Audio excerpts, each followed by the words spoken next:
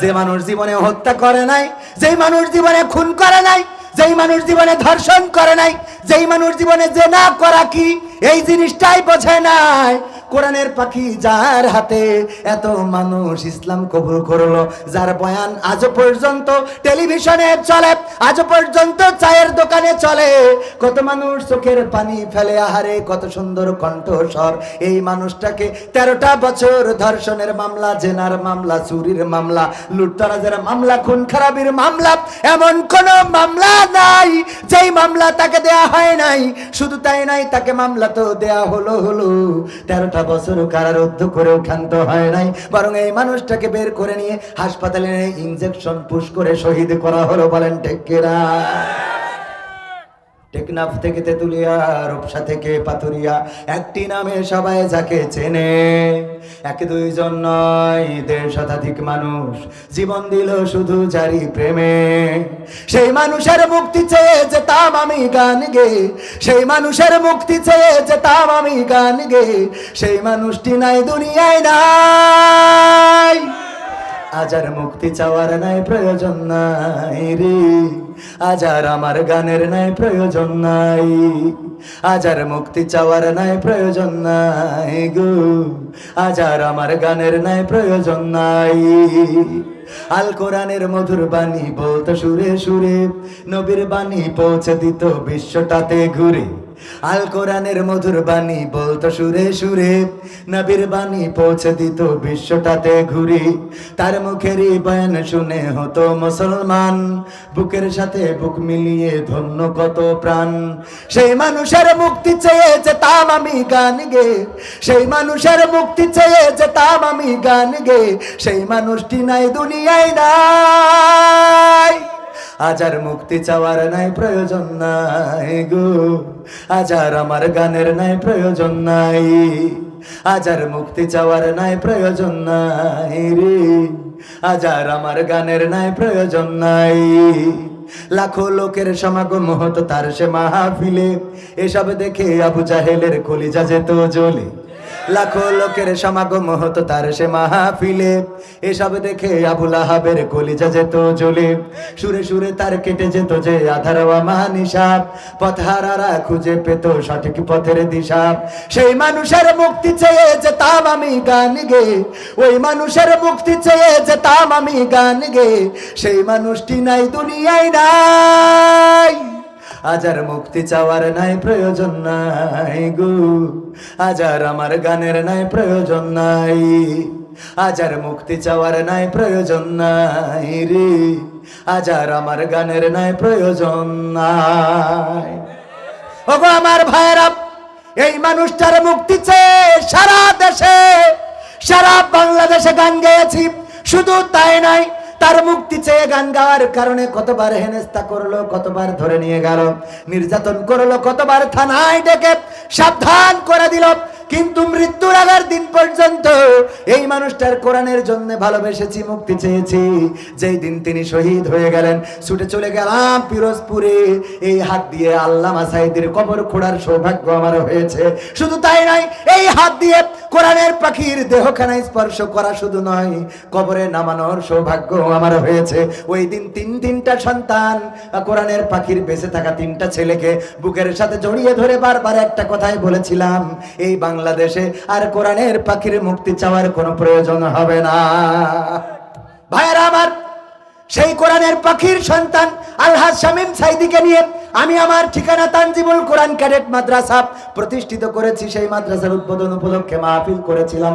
ওই মাহফিলে প্রধান বক্তা ছিলেন আল্লামা মামুনুল হক, দ্বিতীয় বক্তা ছিলেন মাওলানা আমির হামজা এবং তৃতীয় ছিলেন আমাদের আলহাজ শামীম সাঈদী সাহেব।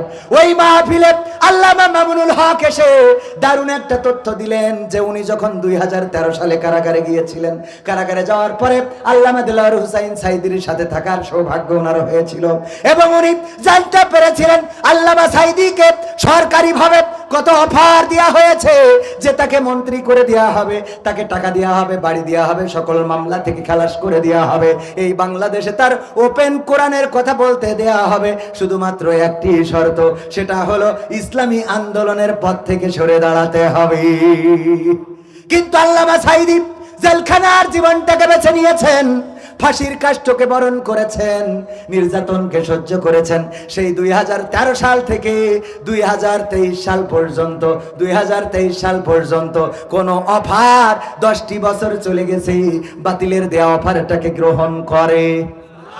এটা কিন্তু আমার কথা না, আল্লামা মামুনুল হক আমার মাহফিলে এসে, আপনারা এখনো ইউটিউবে সার্চ দিলে খুঁজে পাবেন যে আল্লামা সাইদি সম্বন্ধে কি তথ্য দিলেন। আল্লামা মামুনুল হক কি জামাত ইসলামের লোক? জামাত ইসলামের নয়, সাইদি সিলসিলারও নয়, জামাত শিবির কাটিং এরও নয়। শাইখুল হাদিস আল্লামা আজিজুল হক সাহেবের সন্তান আল্লামা মামুনুল হক সাহেব, তিনি স্পষ্ট করে বললেন 2013 সালে কারাগারে থাকতে আল্লামার কাছ থেকে এই কথাগুলো শুনেছি। দেখেন, এই ছিল রাসূলের আদর্শ। বলেন ঠিক কিনা? আবু তালিব বললেন, ওগো আমার ভাতিজা, তোমার সাথে স্পেশালি আমার কিছু কথা আছে, শোনো বাবা, তোমার সাথে আমার কিছু কথা।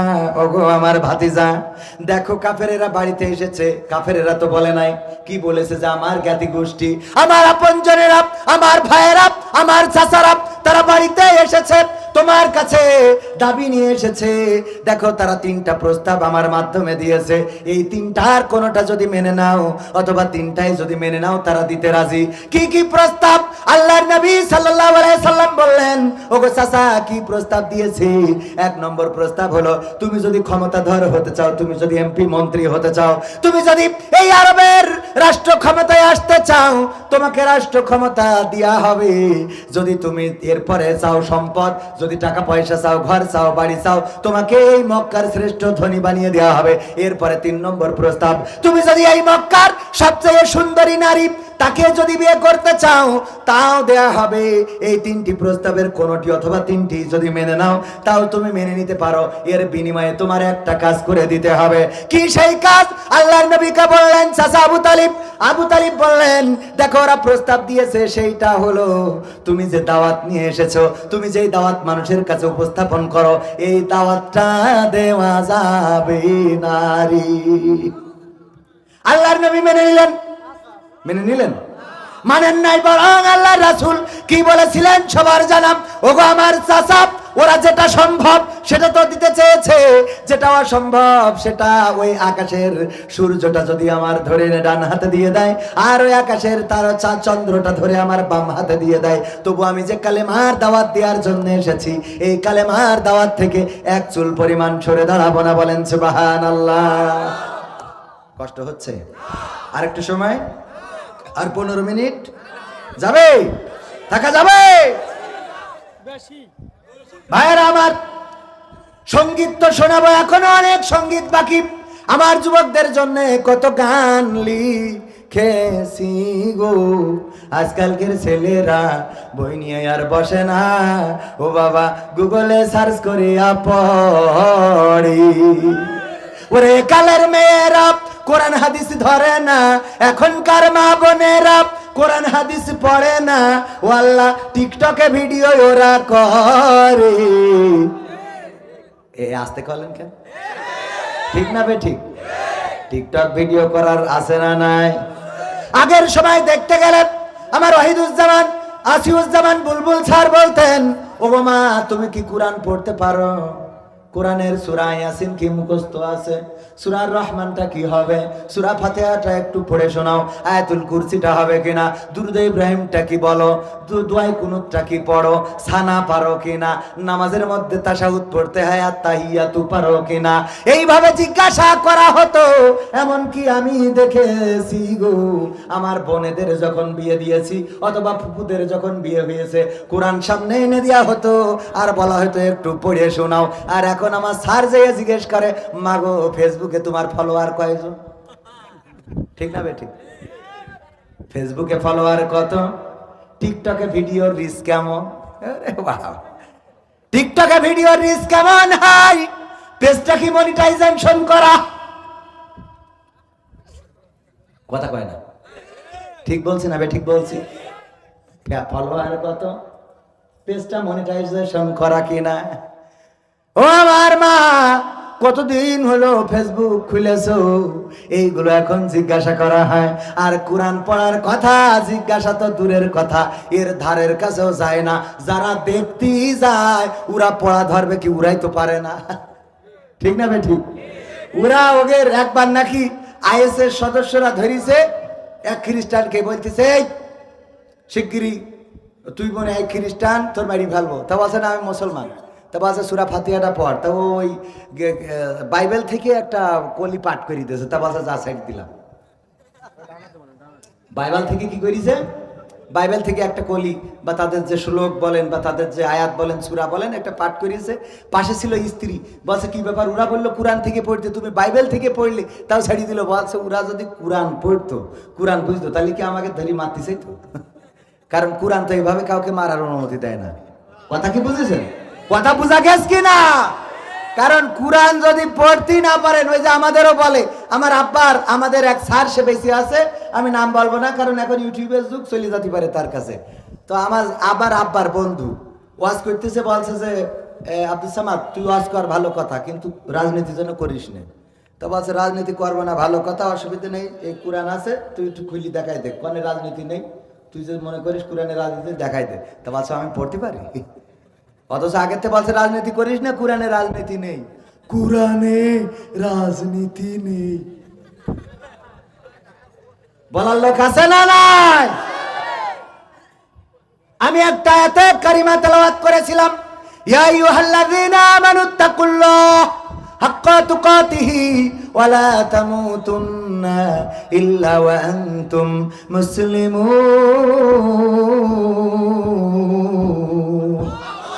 আমার আল্লাহ বললেন, ও ঈমানদারেরা, তোমরা আল্লাহকে ভয় করো যেমন করে তাকে ভয় করা উচিত, আর ততক্ষণ পর্যন্ত মারা যেও না যতক্ষণ পর্যন্ত না পূর্ণ মুসলমান আত্মসমর্পণকারী হতে পারো। কথাটা কার? কথাটা কার বলেছেন? কোথায়? এই কোরআন কি মিথ্যা? কোরআন যদি মিথ্যা না হয়, আল্লাহ বলল ভয় করো আমাকে যেমন করে ভয় করা উচিত, আর মরো না ততক্ষণ যতক্ষণ না আত্মসমর্পণকারী হতে পারো।